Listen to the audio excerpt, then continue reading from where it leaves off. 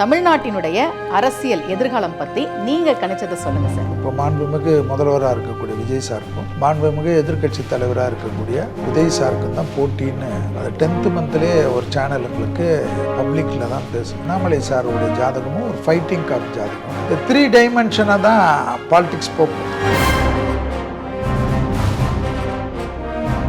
இந்த 3 பேருடைய அரசியல் பெரிய அரசியலாக இருக்கும். அதில் நிறைய எதிர்பார்க்காத விஷயங்கள்லாம் நடக்கும். யாருக்காவது உடல் உபத்திரங்கள் கொடுக்கறது, உயிருக்கு கண்டம் கொடுக்கறது. கரூர் சம்பத்துக்கு பிறகு ரொம்ப பயந்துட்டான். முதல்வருடைய குடும்பத்தை பற்றி நிறைய பேர் பேசணும்னா எகிரி குச்சி ஓடிட்டாங்க. ஆனால் நான் அந்த சமயத்தில் பேசுகிறச்ச இதெல்லாம் அவரை ஒன்றுமே பாதிக்காது. ஏன்னா அவருடைய ஜாதகத்தில் இதெல்லாம் மக்கள் சண்டையே பண்ண மாட்டாங்கன்னு சொல்கிறச்சே நம்பலையா. அவருக்கு நல்ல ஜாதகம்னு சொல்கிறச்ச கூட நிறைய பேர் எலெக்ஷன் முடியட்டும் உங்களெல்லாம் வச்சுக்கிறோன்ற அளவுக்கெல்லாம் பதிவுகள் போட்டிருந்தாங்க. நிறைய த்ரெட்டனிங் எல்லாமே வந்தது. உதயசூரியன்னா எல்லாமே ஜெயிக்கணும்னா ஒரு தடவை ஜெயிச்சாரு ஸ்டாலின் ஐயா. அப்போ திருப்பி வந்தவுடனே அந்த பிம்பம் ஜெயிக்கணும் இல்லையா. அப்போ அந்த முகத்துக்கு தானே மரியாதை கிடைக்குது. அந்த நம்மளுடைய தலைவனுடைய ராசி தானே வேலை. நிச்சயமா நிச்சயம். என்னை பொறுத்த வரைக்கும் மாண்புமிகு முதல்வருடைய ஜாதகம் நீச்சபங்க ராஜயோகம் சுக்கிரதசை 2034 வரைக்கும் இருக்கு. அதெல்லாம் போய் பர்த்லேயே வரம் வாங்கணும். தாயாருடைய கருவுக்குள்ள இருக்கிறச்சவே இனி இந்தியா அரசியலே தாவேக்காவுடைய அரசியல் மாதிரி தான் இருக்கும்ன்றது நான் இப்போ கணிச்சிருக்கேன். இன்னைக்கும் லேட் ஆச்சு, சீக்கிரம் ஆட்டோ புக் பண்ண. எந்த ஆப்ல?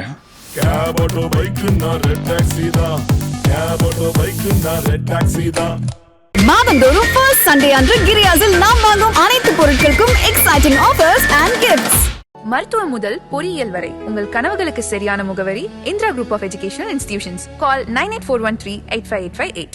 உலகம் முழுக்க தன்னுடைய ஜோதிட பதிவுகளுக்காகவே பல லட்சம் ரசிகர்களை கொண்டிருக்கக்கூடிய யதார்த்த ஜோதிடர் திரு செல்வி அவர்களை தான் சந்திக்க போகிறோம். தமிழ்நாட்டில் ரொம்ப பரபரப்பான அரசியல் சூழல் நிலவுது. தமிழ்நாட்டு அரசியலினுடைய எதிர்காலம். குரு தன்னுடைய உச்ச வீடான கடகத்துக்கு பெயர்ச்சியாகி வந்திருக்கிறார். 12 ராசிகளுக்கும் குரு பயிற்சி பலன்கள், இயற்கை சீற்றங்களை எல்லாம் கூட நம்ம செல்வி சார் முன்னாடியே கணிச்சு சொல்வார். ஸோ அது பற்றிய செய்திகள், இது எல்லாத்தையும் பற்றி இன்னைக்கு அவர்கிட்ட கேட்கலாம். வணக்கம் சார். நமஸ்காரம் சார். தமிழ்நாட்டில் ஒரு 2 மாதத்துக்கு முன்னாடி கூட இப்படி ஒரு அரசியல் சூழல் இருக்கும் அப்படின்றத யாருமே நினச்சி கூட பார்த்துருக்க மாட்டாங்க. ரொம்ப பரபரப்பான ஒரு அரசியல் சூழல் இன்னைக்கு இருக்குது. அடுத்த 5 ஆண்டுகள் தமிழ்நாட்டினுடைய அரசியல் எதிர்காலம் பற்றி நீங்கள் கணிச்சதை சொல்லுங்கள் சார். அரசியல் நம்ம 10th மந்த்லேயே கணிச்சது யங்ஸ்டர்ஸ்க்கு தான். அது விஜய் சாருக்கும் இப்போ மாண்புமிகு முதல்வராக இருக்கக்கூடிய விஜய் சாருக்கும் மாண்புமிகு எதிர்கட்சி தலைவராக இருக்கக்கூடிய உதய் சாருக்கும் தான் போட்டின்னு அது 10th மந்த்லேயே ஒரு சேனலுங்களுக்கு பப்ளிக்கில் தான் பேசணும். அதே சமயம் அண்ணாமலை சாருடைய ஜாதகமும் ஒரு ஃபைட்டிங் காப் ஜாதகம். அவருக்கு இந்த சூரிய தசைனால விரைய தசை. அந்த விரைய தசையில் கண்டிப்பாக நிறைய விரயங்கள் வரும். அந்த விரயங்கள்லாம் ஏற்றுக்குன்னு தான் அவர் வருவார். அந்த யுத்த கிரகங்கள் இருக்கக்கூடிய ஜாதகம் அவர். அதனால் அந்த விரயங்களில் அவரும் வருவார். ஸோ இந்த 3 டைமென்ஷனாக தான் பாலிடிக்ஸ் போகும். ஸோ இதில் நிறைய பேருக்கு புரியாத அரசியல்லாம் புதுமையான அரசியலில் தான் இருக்கும். நான் அப்படி தான் கணக்கு போட்டேன். அதை நோக்கி தான் இப்போ அது ஜூன் மாதத்திலிருந்து வரக்கூடிய காலகட்டமாக தான் நான் பார்த்தேன். அந்த ஜூன் மாதத்தினுடைய அமைப்பாக தான் இப்போ நான் பார்க்குறேன். ஸோ என்னை பொறுத்த வரைக்கும் இந்த 3 பேருடைய அரசியல் பெரிய அரசியலாக இருக்கும். அதில் நிறைய எதிர்பார்க்காத விஷயங்கள்லாம் நடக்கும். இந்த டிஎம்கே இவங்களுக்குள்ளாக ஒரு காம்ப்ரமைஸ் பண்ணுறது, பொது வேட்பாளரை போடுறது, இது வரைக்கும் போகக்கூடிய அமைப்பாக தான் இந்த காலகட்டங்கள் இருக்குது. என்னை பொறுத்த வரைக்கும் கடகத்தில் குரு இருக்கிறாரு. யாருக்காவது உடல் உபத்திரங்கள் கொடுக்கறது, உயிருக்கு கண்டம் கொடுக்கறது, இது போல் தவிர இதில் ஏதாவது பிரச்சனை ஏற்படும். ஏன்னா நம்ம இப்போ மீனத்தில் சனி இருக்கக்கூடிய காலகட்டத்தில், அடுத்தது ராகு மகரத்துக்கு வரக்கூடிய காலகட்டம், குருவோட கேதுக்கு ஏறக்கூடிய காலகட்டத்திலெல்லாம் பெரும் ஆபத்துகள் இருக்குன்றது தான் நான் கணிச்சு வச்சுருக்கேன். இயற்கையால், மனிதனுக்கு பஞ்சத்தால், அதுபோல் பெரிய பாதிப்புகள்லாம் காட்டும். அப்போ தலைவர்களும் அது மாதிரி தான் இருக்கும். தலைவர்களுக்கும் அது தான் காட்டும். தலைவர்களுக்கு ஒன்றும் ஸ்பெஷலாக காட்டாது. நமக்கு வேண்டுமானால் அவர்கள் தலைவர்கள், நமக்கு வேண்டுமானாலும் பெரும் பிரதமர்கள், ஜனாதிபதிகள், முதல்வர்கள்லாம். கிரகங்களுக்கு எல்லாமே ஒரு மாதிரி தான். அந்த அமைப்பில் என்ன பார்த்தீங்கன்னா, நான் 2031 வரைக்குமே உலகத்தில் எதுவும் மனிதன் போடுற திட்டங்கள்லாம் வேலை செய்யாது. எதிர்பார்க்காத நிறைய விஷயங்கள் நடக்கும். எப்படி இப்போ மாண்புமிகு விஜய் சிஎம் ஆன மாதிரி அதெல்லாம் வந்து அவருக்கு நல்ல ஜாதகம்னு சொல்கிறச்ச கூட நிறைய பேர் எலெக்ஷன் முடியட்டும் உங்களெல்லாம் வச்சுக்கிறோன்ற அளவுக்கெல்லாம் பதிவுகள் போட்டிருந்தாங்க, நிறைய கமெண்ட்ஸ் கொடுத்துருந்தாங்க, நிறைய த்ரெட்டனிங் எல்லாமே வந்துருந்தது. த்ரெட்டனிங் வந்து நம்ம ஜாலியாக எடுத்துக்கிற கும்பல். ஆனால் இதெல்லாம் நிறைய பார்த்துட்டோம். ஆனால் கிரகங்கள் இப்படி தான் போகிறதுன்றது ஜோதிடத்தில் உங்களுக்கும் தெரியும். ஸோ இதுதான் என்னை பொறுத்த வரைக்கும் ஸ்திரமற்ற தன்மைகள், பெரும் கலவரங்கள். இப்போ பார்த்திங்கன்னா தாவேக்கால நிறைய பேர் சேர்ற மாதிரி எல்லாம் இதெல்லாம் அந்த காலத்தில் தாவேக்கால வந்து எலெக்ஷனுக்கு ஆள் கிடைக்கல. ஏன்னா எனக்கு நிறைய அரசியலில் நிறைய பக்குவம் இருக்கனால கேண்டிடேட்ஸ் கிடைக்கல. அவங்களுக்கு 150 கேண்டிடேட்ஸ் அவங்கக்கிட்ட வந்துட்டாங்க. 234 தொகுதிக்கு போடணும், 84 கேண்டிடேட்ஸே கிடைக்கல அவங்களுக்கு. இருந்தாலும் கட்சிக்காரங்களாக இருந்தாலும் நம்ம ஜெயிப்போமா ஜெயிக்க மாட்டோமா அவங்களுக்கே நம்பிக்கை கிடையாது. தேர்தலில் நாமினேஷன்லாம் முடிஞ்சு நாங்கள்லாம் பேசின பிறகு தான் நிறைய பேர் எங்ககிட்ட ஐயோ செல்வி எங்களுக்காக சொல்லலைன்னா. ஸோ அந்த அவங்களுக்கு வந்து இது போல் அவருடைய தலைவர் வந்து இது மாதிரி சிஎம் ஆவாங்கன்னு நமக்கு கட்சி இருக்குது, ஒரு போஸ்டிங் இருக்குது, நம்ம கட்சியில் ஒரு பதவியில் இருக்கும். நம்ம அதில் வேறு இந்த கரூர் சம்பத்துக்கு பிறகு ரொம்ப பயந்துட்டாங்க. அதுக்கப்புறமா முதல்வருடைய குடும்பத்தை பற்றி நிறைய பேர் பேசணுன்னா எகிரி குச்சி ஓடிட்டாங்க நிறைய பேர். ஆனால் நான் வந்து அந்த சமயத்தில் பேசுகிறச்ச இதெல்லாம் வந்து அவரை ஒன்றுமே பாதிக்காது. ஏன்னா அவருடைய ஜாதகத்தில் இதெல்லாம் வந்து மக்கள் சண்டையே பண்ண மாட்டாங்கன்னு சொல்கிறச்சே நம்பலை யாரும். ஏன்னா அந்த ஸ்டேஜில் பேசிட்டு வந்த உடனே நிறைய நண்பர்கள் சொன்னாங்க, நீ ரொம்ப ரிஸ்க் எடுக்கிற, நீ ஒரு கட்சியில் இருந்துட்டு இப்படி பேசுறது. நான் சொன்னேன், கட்சி வந்து எனக்கு அங்கீகாரம் வந்து நான் மோடிஜி எனக்கு பிடிக்கும்னு நான் ஒரு கட்சியில் போனேன். கட்சி வந்து என்னை ஏற்றுக்கல. ஆனால் ஜோதிடம் வந்து என்னை ஏற்றுக்கினால தான் என்னை மக்கள் வந்து உலகத்தில் எனக்கு மக்களுடைய அந்த நேசம் பாசெல்லாம் எனக்கு ஜோதிடத்தில் கிடச்சிது. கட்சியில் இருக்கலாம், கட்சியில் வேணான்னு போகலாம். ஆனால் எனக்கு முகவரி கொடுத்தது வந்து நான் வக்கீல் நானே சொல்லிக்கணும். ஆனால் செல்வின்றது எல்லாருக்கும் தெரிஞ்சது. தாமோதர் நான் தான் கூட தெரியாது. செல்வின்னா மக்களுக்கு தெரியும். ஸோ ரிஸ்க் எடுத்து தானே வாழ்க்கை. ஸோ அது நிறைய பேருக்கு வந்து அதான் அவர்களுக்கு அறியாமன்றதோட ஒரு வருத்தம். நம்ம கட்சியில் இருந்துட்டு நம்ம கட்சியை பற்றி பேச மாட்டேன்றாரு, எடப்பாடியை பற்றி பேச மாட்டேன்றாரு, பிஜேபி பற்றி பேச மாட்டேன், நம்ம கூட்டணி பற்றி பேச மாட்டேன்றாரு.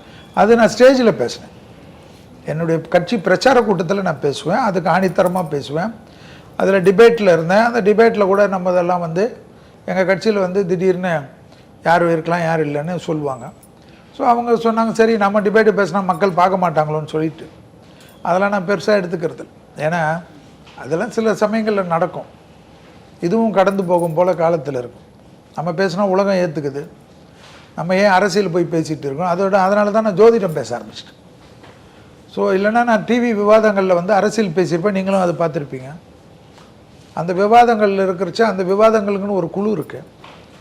அதில் குழுவில் மொத்தம் ஒரு 10-15 பேர் எடுத்துட்டாங்க. அது எடுத்துட்டனால நாங்கள் என்ன ஆயிடுச்சுன்னா நான் மொத்தமாக ஜோசியம் பேச ஆரம்பிச்சிட்டோம். அப்போ தான் வந்து மற்ற ஜாதகத்தெல்லாம் ஃபுல்லாக ஆராய்ச்சி பண்ணேன். ஏன்னா நிறைய சர்வேகள் வந்தது. நிறைய சர்வேகளில் திராவிட முன்னேற்ற கழகம் ஜெயிக்கும், திமுக ஜெயிக்கும். நான் ஒரு விஷயத்தில் க்ளீனாக இருந்தேன். விஜய் சார் சுனாமி வந்து முதல்வருடைய சுனாமி மேலே ஏறலைன்னா திமுக தான் நிற்கிது. அங்கே எந்த இடத்துலையும் ஜாதகங்களில் உதய் சார் ஜாதகம்னு பார்க்குறேன், விஜய் சார் மாண்புமிகு முதல்வர் விஜய் சார் பார்க்குறேன், எதிர்க்கட்சி தலைவர் பார்க்குறேன். ஏன்னா அண்ணாமலையெல்லாம் களத்தில் கிடையாது. எடப்பாடி சாருக்கும் மற்றவங்களுக்கெல்லாம் பார்க்குறச்ச அந்த ஜாதகத்துக்கெல்லாம் இவர்கள் ஜாதகம் ஒப்பிடுறச்ச இந்த டைம் தசாபுத்திகள் அவங்களுக்கு ரொம்ப வீக்காக இருக்குது. அதனால தான் நான் யங்ஸ்டர்ஸ்குள்ளே தான் போட்டின்ட்டு. ஸோ அது நான் போட்டின்னு நான் சொன்ன பிறகு தான் கொஞ்சம் ட்ரெண்டு மாறிச்சு. ஸோ அப்போ நிறைய பேர் கேள்வி கேட்டிருந்தாங்க, நிறைய பேர் சொன்னாங்க என்டிஏ கூட்டணியில் தான் ஆட்சி பிடிக்க போகுது. நிறைய ஜோதிடர்கள் பேசியிருந்தாங்க. நிறைய ஜோதிடர்கள் திமுகவுக்கு 150 வரும் 130 வரும் அப்படிலாம் பேசியிருந்தாங்க. திமுகவுக்கு வந்து வராதுன்றது இல்லை. ஆனால் ஒரு கால்குலேஷன் எல்லாரும் மிஸ்டேக் என்ன பண்ணாங்கன்னா, அந்த ராகு புத்தி விஜய் சாருக்கு 24ஆம் தேதி 6வது மாதம் 2026ஆம் ஆண்டு வரை இருக்கிறத வந்து மறந்துட்டாங்க. இந்த ராகு வந்து ரொம்ப வேலை செய்யும். நான் ஜெயலலிதா பீரியட்லேருந்து பார்க்குறேன்.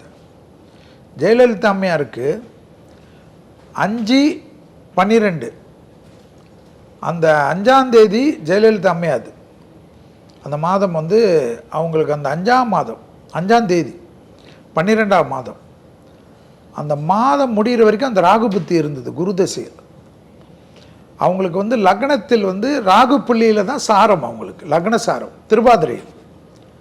அந்த ராகு போனால் தான் அந்த அம்மா உயிரோடு வருவாங்கன்றது நான் அப்போ ப்ரெடிக்ட் பண்ணது 2 மாதத்துக்கு முன்னாடி தந்தி டிவி பாண்டே சார் இன்டர்வியூவில். அப்போ நடக்கிறச்ச அந்த ராகு வந்து கரெக்டாக அந்த 5ஆம் தேதி தாண்ட விடாமல் அந்த அம்மாவை பண்ணுது. இதே போல் தேர்தலுக்கு வந்து 23ஆம் தேதி தேர்தல், 24ஆம் தேதி வந்து ராகு புத்தி முடியுது இவருக்கு சுக்கிர திசையில். அடுத்தது குரு புத்தி வருது. அந்த ராகு வந்து இவருக்கு வந்து பெரிய வெற்றி கொடுக்குமா இல்லை தடுங்கல் பண்ணுமான்றது. ஆனால் பெரிய அளவுக்கு வெற்றிகள் கொடுக்கும், சிங்கிள் மெஜாரிட்டி கொடுத்துருச்சு. ஆனால் அப்சல்யூட் மெஜாரிட்டி கொடுக்காமல் இருக்கிறதுக்கு எதுக்குன்னா, அந்த திசைகள் வந்து குரு புத்தியில் ரிசல்ட் வந்தது. ஸோ ஜோதிடத்தை கற்றுக்கிறவங்களுக்கு ஒரு யூஸ்ஃபுல்லாக இருக்கும். ஏன்னா கடக லக்னத்துக்கு 6க்கும் 9 குறிவன் அந்த கால்குலேஷன் நம்ம போடணும். அப்போ 6ஆம் அதிபதியுடைய வேலை அவன் காட்டுவான். எல்லார் வீட்லேயும் போய் நிற்க வச்சார்ல, எல்லார் கதவையும் தட்ட வச்சார்ல. ஸோ அதுக்கப்புறமா இதே இந்த தேர்தல் 24ஆம் தேதிக்கு மேலே குரு புத்தியில் நடந்திருந்தால் அதனுடைய தாக்கங்கள் வேறு மாதிரி இருந்திருக்கும். நிறைய இருக்குது ஜோதிடத்தில் வந்து ஒரு நாளிகை தான் கணக்கு, ஒரு நேரம், ஒரே ஒரு நொடி. அந்த நொடியில் பிறக்கிறதுக்கு ஏன் 2 குழந்தை பிறந்தா ஒரு குழந்தை நல்லா இருக்குது ஒரு குழந்தை நல்லா இல்லை, இந்த கால்குலேஷன் தான் முக்கியம். அதனால் என்னை பொறுத்த வரைக்கும் 2031 வரைக்கும் இந்த இளைஞர்கள் யுத்தங்கள் இந்தியா ஃபுல்லாக அரசியல் மாற்றங்கள் பெருசாக வரும். அது நம்ம நினைக்கிற மாதிரிலாம் இருக்காது. இப்போ விஜய் சாரது வந்து மாண்பு முதல்வருடைய விஜய் சாரது வந்து ஒரு ட்ரெண்ட் செட்டர் பண்ணிட்டார். தேர்தல்லாம் போகணும், கூட்டம் போடணும், கும்பிடணும், இதெல்லாம் கிடையாது. இன்றைக்கி டிஜிட்டலைஸ்ட் ஆயிடுச்சு, அமெரிக்கன் ஸ்டைலில் வந்துட்டோம். ஸோ அந்த பணம் செலவு பண்ணுறது இதெல்லாம் கிடையாது. அதனால தான் அதை நோக்கி தான் நகர்வாக நான் பார்க்குறேன். நீங்கள் சொன்னீங்க எனக்கு நிறைய மிரட்டல்லாம் கூட வந்தது அப்படின்னு. ரொம்ப துணிச்சலாக உங்களுடைய கருத்துக்களை நீங்கள் பதிவு பண்ணியிருந்தீங்க சார். இப்போ நான் கவனித்த வரைக்கும் இந்த தேர்தல் முடிவுகளுக்கு முன்னாடி ஏறக்குறைய எல்லா பிரபலமான ஜோதிடர்களுமே அடுத்து யார் ஆட்சி அமைப்பா அப்படின்றத சொன்னாங்க. அவங்க யாருமே விஜய் சார் பேரை கூட சொல்லலை. அவங்க இன்னும் சொல்லப்போனால் தேர்தல் முடிவு அன்னைக்கு கூட இன்றைக்கி காலையில் நான் பிரசனம் போட்டேன், இந்த கட்சி தான் வரப்போகுது, அதாவது ரிசல்ட் வர்றதுக்கு கொஞ்ச நேரத்துக்கு முன்னாடி கூட இவங்க தான் வரப்போகிறாங்க அப்படி தான் எல்லா ஜோதிடர்களும் சொன்னாங்க. ஆனால் நீங்கள் தான் ஆரம்பத்திலிருந்து நீசபங்க ராஜயோகம், விஜய் சாருக்கு நீசபங்க ராஜயோகம் அப்படின்றத ரொம்ப துணிச்சலாக சொன்னது நீங்கள் தான் சார். மாண்புமிகு முதல்வருடைய ஜாதகம் தான் அதை மாற்றிருக்கு. ஆமாம், அதாவது எப்பயுமே ஒரு ஜாதகம் மாற்றும், அதில் நான் ரொம்ப கிளீனாக இருப்பேன். ஒருத்தர் சிலரை நம்புறச்ச அந்த ஜாதகம் அவங்கள வேற எங்கேயோ கொண்டு போகும். அதுபோல் ஜாதகம் வந்து எம்ஜிஆரை நம்பினவங்களுக்கு இருந்தது. அப்போல்லாம் வந்து எம்ஜிஆரை நம்பினவங்களுக்கு அரசியலில் வந்து சைக்கிளுக்கு காற்றடிச்சுட்டு இருப்பார். அப்போல்லாம் நீங்கள் வந்து மிஷின் காற்று கிடையாது, மனுஷங்க தான் அடிக்கணும். மயிலேவே தமிழ்மணின்னு ஒருத்தர், ஏன்னா எனக்கு தெரியும், நான் வந்து சின்ன பையனாக இருந்துச்சு, ஸ்டூடெண்ட்டாக இருக்கிறச்சவே எனக்கு நிறைய ஆரம்பிருப்பன் ஐயா கூட நான் அசிஸ்டண்ட்டாக இருந்தேன். ஆரம்பி ஐயா தான் பவர் சென்டர், அப்போ முதல்வருக்கு ஈக்குவல் அவர். இங்கே தான் இதே ரோட்டில் தான் வீடு அவருக்கு, திருமலைப்பள்ளி ஸ்ட்ரீட் 9ஆம் நம்பர். அப்போ தேர்தலில் வந்து மங்களூர் தங்கராஜின்னு ஒருத்தர், அவர் ஒரு ரிக்ஷாக்கார். மயிலேவே தமிழ்மணி ஐயா வந்து சைக்கிளுங்களுக்கு வாடகை சைக்கிள் வச்சு காத்தடிப்பார். இவங்களெல்லாம் திருப்பூர் ஒரு கேண்டிடேட், மங்களூர் கேண்டிடேட்டாக எம்ஜிஆர் போட்டார். எல்லாருமே, ஏன்னா ஜமீன்தார், பணக்காரர்கள், பண்ணையார்கள் இவங்கெல்லாம் இருந்த காலகட்டம். இவங்களெல்லாம் தேர்தல், அதுபோல் நிறைய பேர் சொல்லலாம், எனக்கு பேர் ஞாபகம் வரல, ஏன்னா நிறைய லிஸ்ட் இருக்குது, அந்த பழைய காலத்து எம்எல்ஏக்கள் அத்தனை பேருடைய லிஸ்ட் இருக்குது. ஸோ இந்த எம்ஜிஆர் காலத்துக்கு பிறகு ஜெயலலிதா அம்மையார் அதை ஃபாலோ பண்ணாங்க. ஃபாலோ பண்ணுறதுல எம்ஜிஆர், அதாவது எங்கள் முகத்துக்கு தான் உங்களுக்கு, நீங்கள் கேண்டிடேட்டெல்லாம் யாரும் தெரிய வேணாம், சின்னம் முகம், முகம்ன்றது தலைவர் முகம். எம்ஜிஆர் இருக்கிற வரைக்கும் எம்ஜிஆர் ஐயா முகம், ஜெயலலிதா அம்மையார் அம்மா இருக்கிற வரைக்கும் ஜெயலலிதா அம்மையார் முகம், அந்த இரட்டை இலை சின்னம் அது தொடர்ந்து வந்தது. அதே போல் கலைஞருடைய அந்த திராவிட முன்னேற்ற கழகத்துக்கும் அவரும் எந்த இதெல்லாம் பண்ணாங்களோ அதுபோல் வந்து அதுவும் கொண்டு வந்தாங்க. இந்த ட்ரெண்ட் செட் பண்ணாங்க. அதாவது 60களில் இருந்து காங்கிரஸில் வந்து பண்ணையார்களும் இவங்கெல்லாம் இருந்ததை மாற்றி உடைச்சது வந்து திராவிடம். அதுக்கப்புறமா வந்து இது எப்படி ஆயிடுச்சுன்னா 20 வருஷம் 30 வருஷம் இவங்க தான் எம்எல்ஏ வருவாங்க, இவங்க தான் இதுவாக வருவாங்கன்னு ஒரு மாவட்ட தலைவர்கள் இப்படிலாம் இருந்தது. அதை வந்து 2026ஆம் ஆண்டு என்னை நம்பி இருக்கக்கூடிய ரசிகர்கள், உங்களுக்கு வந்து சுமதி அம்மா நிறைய தொகுதிகளில் நான் நிறைய இடத்துக்கு பிரச்சாரம் போனேன் எங்கள் கட்சிக்காக. விசில் படம் கூட கிடையாது எங்கேயுமே.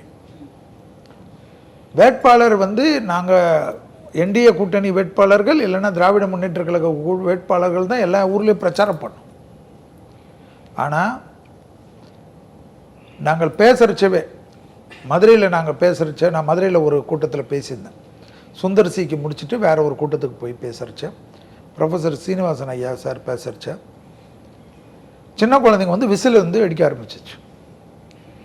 ஸோ நான் பார்த்தேன், அப்போயே நான் சொன்னேன், இது நிறைய மாறி இருக்குது, தேர்தல் நம்ம வந்து இது பண்ணாலும் உள்ளுக்குள்ளே வேறு கரண்ட் ஓடுதுன்னு.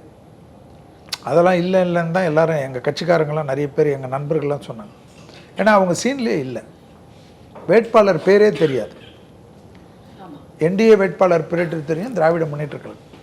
அதை வந்து என்னை பொறுத்த வரைக்கும் மாண்புமிகு முதல்வருடைய ஜாதகம், நீச்சபங்க ராஜயோகம், சுக்கிர திசை 2034 வரைக்கும் இருக்கு. அந்த சுக்கிர திசை, அந்த வலிமை, என் முகம் போதும், என்னுடைய சிம்பிள் போதும்னு இளைஞர்கள்லேருந்து பெரியவங்கள்லேருந்து யாரெல்லாம் சீட்டு வாங்கினாங்களோ அதில் கிட்டத்தட்ட 108 பேர் 234ல் 108 பேரை வந்து 50% கிட்டத்தட்ட ஜெயிக்க வச்சுருக்கு. இன்றைக்கி மார்க்கே பாஸ் பண்ணுறதுக்கு 35 மார்க் எடுக்கிறதுக்கு பசங்க எவ்வளோ கஷ்டப்பட்டதுன்னு தெரியும். ஒரு தேர்தலில் முதல்ல 234 தொகுதியிலும் நிறைய உங்களுக்கு தெரியாது. இந்த கூட்டணிக்கெல்லாம் நிறைய பேருக்கு நான் சொன்னேன். எனக்கு நிறைய கட்சிக்காரங்க எனக்கு பழக்கம். எங்கள் கட்சியில் எனக்கு வந்து ஒரு நெருங்கிய அண்ணன், ரொம்ப வருஷமாக நான் வந்து அவங்க சேனலுக்கு பேசுகிறேன். அவர்கிட்ட சொன்னேன் நான், நீங்கள் ஏன் எங்கேன்றீங்க, விஜய் சார்கிட்ட கூட்டணி போங்க, உங்களுக்கு 10லேருந்து 15 சீட்டு கிடைக்கும். அவர் இன்றைக்கி சொல்கிறார், செல்வி சொன்னியே விட்டுட்டேனேன்றார். அதுபோல் அந்த முகத்துக்கு கிடைச்சதை தான் நான் பார்க்குறேன். தாவேக்கான்றது பேருக்கு ஓகே, இந்த கட்சியாக நீங்கள் கொண்டு வந்தது ஓகே. அந்த சாரிஸ்மா லீடர்ன்றது மாண்புமிகு முதல்வர் வந்து இப்போ இருக்கார். அது வந்து குழந்தைங்க வரைக்கும் நீங்கள் இது வரைக்கும் இந்திய சரித்திரத்தில் இறங்கி வேலை செஞ்சதில்லை. ஸோ அதெல்லாம் பை பர்த்லேயே வரம் வாங்கணும். தாயாருடைய கருவுக்குள்ளே இருக்கிறச்சவே ஆசீர்வாதம் வாங்கணுன்றது நான் ஜோதிடத்தில் நிறைய பேருக்கு சொல்லுவேன். நம்ம என்ன தான் ஜாதகம் வந்து வலிமையாக இருந்தாலும் தாயார் குழந்தையை சுமக்கின்ற காலத்தில் ஏன் வந்து இப்போ மோடிஜி இருக்கார், மோடிஜி மட்டும் அந்த குடும்பத்தில் கிட்டத்தட்ட அவ்வளோ பேர் கூட பிறந்திருக்காங்க. அவரை தவிர வேறு யாருடைய ஒரு பிம்பமும் நமக்கு தெரியாது. எம்ஜிஆரோட பிறந்தவங்க அவ்வளோ பேர் இருக்காங்க, முகம் தெரியாது. ஸோ அந்த ஆசீர்வாதம் இந்த அளவுக்கு அவரை கொண்டு வந்தது. அரசியல் அதுதான். இந்தியாவுக்கு இது ட்ரெண்ட் செட் ஆகிடுச்சு. இனி இந்தியா அரசியலே தாவேக்காவுடைய அரசியல் மாதிரி தான் இருக்குன்றது நான் வந்து இப்போ கணிச்சிருக்குது. ஸோ இது வந்து ஆண்டாண்டு காலம் இவ்வளோ ஆண்டு காலம் இருந்த அரசியல்லாம் இனி இருக்காது. அந்த பிம்பங்கள்லாம் உடஞ்சிடுச்சு. அதை தான் நீங்கள் பார்க்க போகிறீங்க. அதை தான் இந்த பராபவ வருடம் கொண்டு போகுது. மகிழ்ச்சி சார். தாவேக்கா இதை உடைச்சிருக்கு அப்படின்னு நான் சொன்னப்போ நீங்கள் குறுக்கிட்டு நான் ஒத்துக்க மாட்டேன். முதலமைச்சர் விஜய் அவர்களுடைய ஜாதகம் இதை சாதிச்சிருக்கு அப்படின்னு சொன்னீங்க. இப்போ நீங்கள் பதில் சொல்ல. ஏன்னா ஒரு நிமிஷம் குறுக்கிட்டு மன்னிக்கணும். நீங்கள் யோசிச்சு பாருங்கள், அந்த சிம்பிளுக்கு மரியாதை எல்லாமே இருந்ததுன்னா ரெட்டை லட்சணம் எங்கே இருந்தனாலும் ஜெயிக்கும்னு ஒரு பேச்சு இருந்தது இல்லையா? எம்ஜிஆருக்கு அப்புறம் ஜெயலலிதாவுக்கு அப்புறம் எடப்பாடி ஐயா ஆட்சி புரிஞ்சிட்டு வரட்டும். அதுக்கப்புறம் அவங்க நின்ன எல்லா தேர்தலையும் எடப்பாடி ஐயா அந்த முகத்தை வச்சு ரெட்டையில சிம்பிள் தானே ஜெயிக்கணும். ஆமாம். அப்போ ஜெயிக்கலை இல்லை. நீங்கள் அப்படி தான் கொண்டு போகணும். உதயசூரியன்னா எல்லாமே ஜெயிக்கணும்னா ஒரு தடவை ஜெயிச்சார் ஸ்டாலின் ஐயா. அப்போ திருப்பி வந்தவுடனே அந்த பிம்பம் ஜெயிக்கணும் இல்லையா? அப்போ அந்த முகத்துக்கு தானே மரியாதை கிடைக்குது. அந்த நம்மளுடைய தலைவனுடைய ராசி தானே வேலை செய்யும். நிச்சயமா நிச்சயமா. ஸோ அந்த ராசி அப்படி தான் நம்ம ஜோதிஷத்தில்.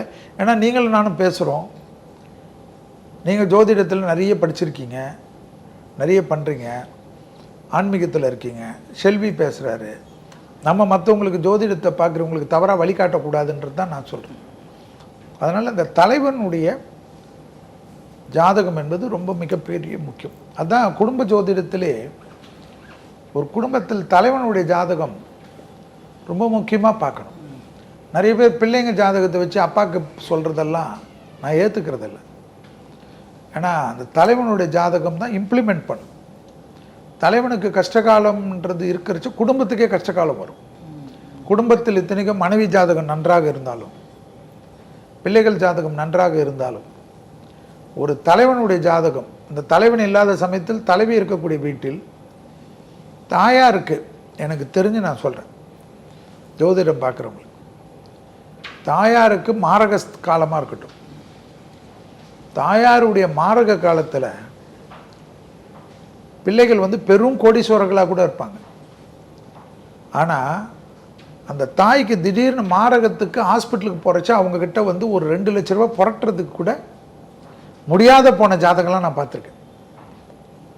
அப்போ எப்படின்னா அந்த தாயார் அந்த மாதிரி கஷ்டத்தில் இருக்க வேண்டிய நிர்பந்தம் ஜாதகத்தில் இருக்கிறனால தான் கோடீஸ்வரன் பிள்ளைக்கே 2 லட்ச ரூபா புரட்டுறதுக்கு முடியாது. கிரெடிட் கார்டை போய் நண்பர்கள்கிட்ட தேய்ச்சி எடுத்தவங்களாம் நான் பார்த்துருக்கேன். ஸோ இதெல்லாம் வந்து இண்டிவிஜுவல் ஜாதகம் இன்டியூஸ் பண்ணுறதை நிறைய இடத்துல பார்க்க வேண்டிய விஷயம். டேய், இன்னைக்கும் லேட் ஆச்சு. சீக்கிரம் ஆட்டோ புக் பண்ணு. எந்த ஆப்ல? Cab auto bike na red taxi da. Cab auto bike na red taxi da. மாதந்தோறும் ஃபர்ஸ்ட் சண்டே அன்று கிரியாஸில் நாம் வாங்கும் அனைத்து பொருட்களுக்கும் எக்ஸைட்டிங் ஆஃபர்ஸ் அண்ட் கிஃப்ட்ஸ். மருத்துவம் முதல் பொறியியல் வரை உங்கள் கனவுகளுக்கு சரியான முகவரி Indira group of education institutions. Call 9841385858.